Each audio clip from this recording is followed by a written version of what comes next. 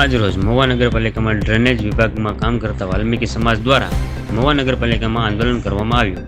આ આંદોલન વર્ષોથી કામ કરતા કર્મચારીઓને કાયમી કરવામાં આવે તેવી માંગ સાથે તળાજા નગરપાલિકાના કોર્પોરેટર સાથે રહી આ આંદોલન કર્યું હતું.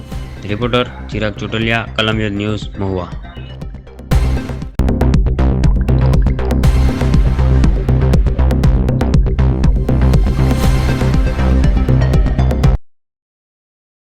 મારું નામ સુનિલ ચૌહાણ છે. હું તળાજા નગરપાલિકામાં કોર્પોરેટર છું. મહુવા નગરપાલિકામાં ડ્રેનેજ વિભાગ, ગટર વિભાગમાં વર્ષો જૂના સફાઈ કામદારો છે.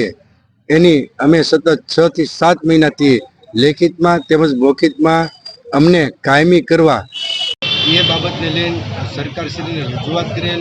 મહુવા નગરપાલિકાના પ્રશાસન અધિકારી પ્રાદેશિક કમિશનર સાહેબશ્રીને લેખિતમાં રજૂઆત કરી, પણ આજથી અમને આ લોકોએ ન્યાય આપેલ નહીં અને અમને અપમાનિત કરેલ હોય.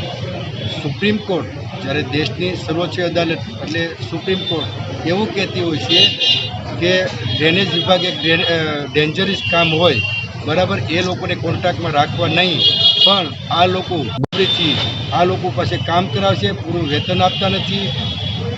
જેથી કરીને અમો લોકોએ અગાઉ રજૂઆત કરેલ કે ભાઈ અમો લોકોને કાયમી કરો, તો આ લોકોએ કાયમી નહીં કરે. ના છૂટકે અમારે તારીખ 20 જાન્યુઆરી 2025ના દિવસે આંદોલન કરવા પડેલ.